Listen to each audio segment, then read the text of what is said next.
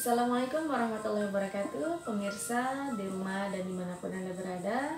Semoga senantiasa dalam lindungan Allah Subhanahu wa Ta'ala.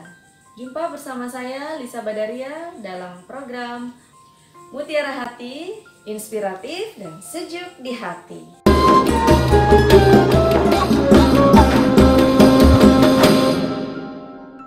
Bersama saya seorang ustadz yaitu Kang Najmi. Kali ini kita akan membahas ini Pak Ustadz, bagaimana sih cara mendidik anak-anak terutama di era globalisasi seperti sekarang ini.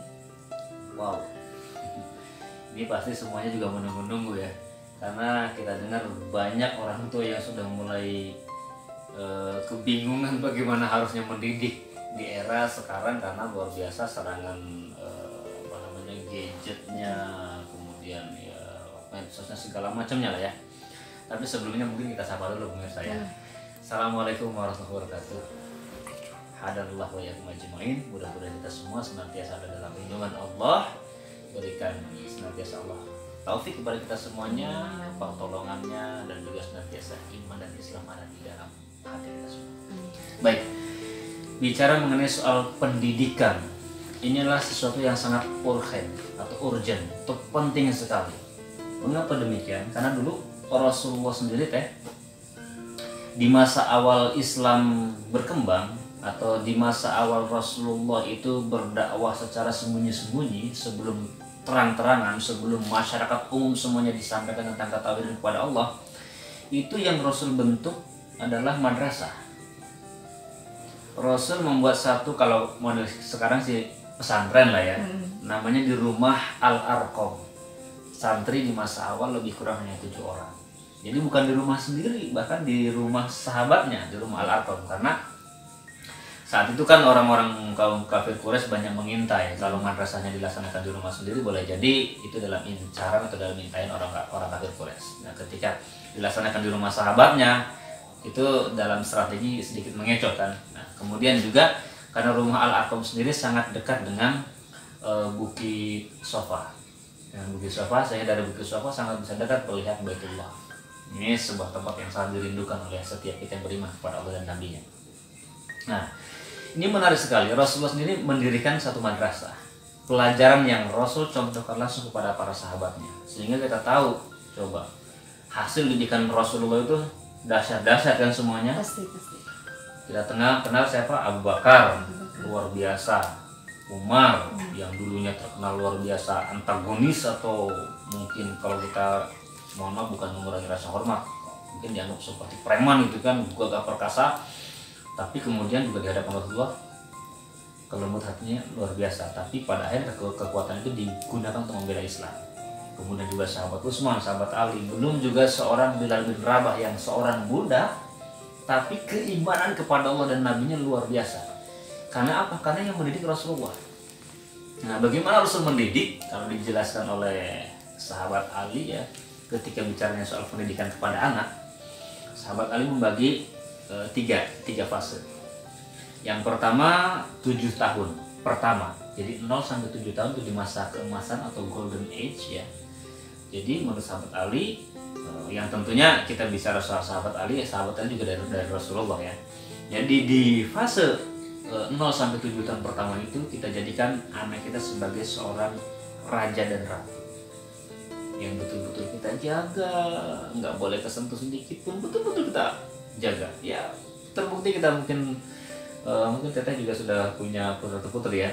Jadi ketika mungkin jatuh saja, sayang, maafin mama, maafin papa, kan sampai sebegitunya kita memperlakukan anak kita. Jadi bak raja. Itu fase pertama. Fase kedua kita jadikan sebagai seorang tahanan. Itu berarti usia 14 sampai 21 ya. Fase kedua 8 sampai ke 14. Itu fase kedua. Itu kita jadikan sebagai bak tahanan. Artinya apa? Banyak aturan yang kita berikan terkait dengan do and done. Apa yang bisa dilakukan, apa yang dilarang. Itu betul-betul kita sampaikan.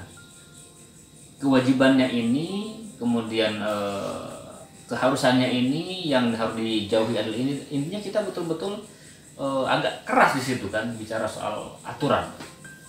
Tapi ada hal yang terpenting. Bagaimana bicara soal di fase kedua ini?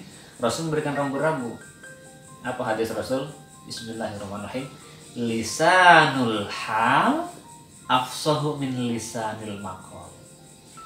Dicontohkan dengan perbuatan itu lebih kuat, lebih hebat dibanding cuma sekedar bicara.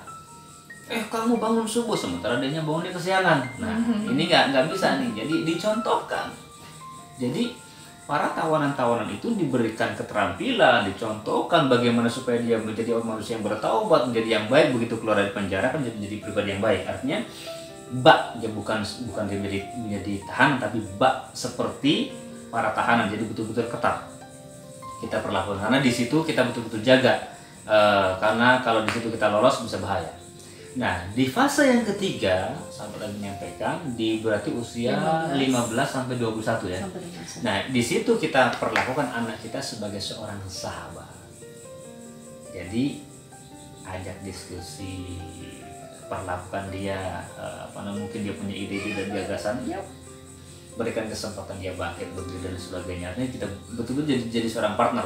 Karena kalau kita tidak berhasil menjadi seorang partner, teman yang baik buat anak kita di masa itu menjelang usia dewasanya, maka dia akan mencari orang lain yang nyaman dengan dia.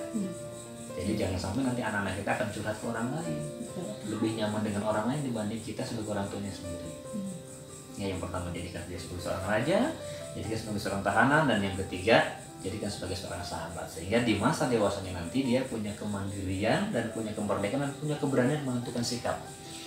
Karena kalau kita sampai fase yang ketiga kita tetap perlakuan sebagai seorang tahanan, dilarang ini, larang itu, segala macam, maka sampai dewasa si anak akan kesulitan menentukan jati dirinya. Dia akan kesulitan menentukan arah kehidupannya, karena dikit-dikit dia ragu, takut, salah atau enggak, nah, selalu akan begitu. Mungkin. Tapi kembali kepada hadis Rasulullah yang tadi, yang paling utama adalah lisanul hal afsahu min lisanil maqal. Memang sejatinya kalau kita pengen anak kita menjadi anak-anak yang soleh dan soleha, kitanya dulu sebagai seorang tua, ya, sebagai ibu, sebagai bapak, pemirsa semuanya, kita sebagai orang tua yang harus mencontohkan diri dulu menjadi orang tua yang soleh dan soleha. Kalau kita sudah berhasil, maka yakinlah pertolongan Allah akan datang kepada kita semuanya. Insya Allah kita diberikan turun yang soleh dan soleha. Berarti memang kuncinya adalah keteladanan ya Pak Ustadz ya? Iya, betul, keteladanan. Cuman terkadang ada gini juga ada yang suka tanya, Kang Ustadz, saya sudah mencontohkan, tapi kayaknya kok anak saya degel, kalau kata orang Sunda yang mau degel, saya bang nggak mau nurut, kayaknya nggak bener-bener, gimana caranya? Kita ingat, Allah berikan pelajaran kepada nabinya, Nabi Nuh alaihissalam, punya seorang istri dan juga punya seorang anak, yang pasti siapapun orang tua ingin istri dan anak itu menjadi istri yang solehah dan anaknya menjadi anak yang soleh atau soleha. Tapi kita lihat bagaimana Nabi Nuh terus mengajak dan mereka terus ingkar. Pada akhirnya Kan'an dan ibundanya terkena air bah yang luar biasa, tidak terselamatkan. Bisa dibayangkan bagaimana kesedihan Nabi Nuh melihat pasangannya, melihat anaknya terseret oleh air bah di depan matanya. Sementara saya sendiri sebagai seorang ayah, sebagai seorang suami bisa merasakan bagaimana kesedihannya. Artinya jangan pernah menyerah. Ajak saja sampai Allah memisahkan Kan'an dengan Nabi Nuh. Contohkan saja, ajak saja dia menjadi anak yang saleh-saleh sampai Allah memisahkan kita sebagai orang tua dengan anak kita, baru finish pendidikannya. Jadi long life education. Subhanallah ya, itu sekali bernabi ya Pak Ustadz ya. Betul. Bagaimana kita ya Pak Ustadz ya, berarti tantangannya luar biasa. Luar biasa, apalagi di era sekarang. Makanya kita udah fastabiqul khairat aja, kita berlomba-lomba aja memberikan contoh yang terbaik, mendidik yang terbaik, mudah-mudahan hasilnya yang terbaik. Amin, amin, amin ya rabbal alamin. Demikian perbincangan kita pada kali ini. Semoga bermanfaat untuk pemirsa yang ada di rumah. Kami undur diri. Saya Lisa Badaria mengucapkan wabillahi taufiq wal hidayah. Wassalamualaikum warahmatullahi wabarakatuh.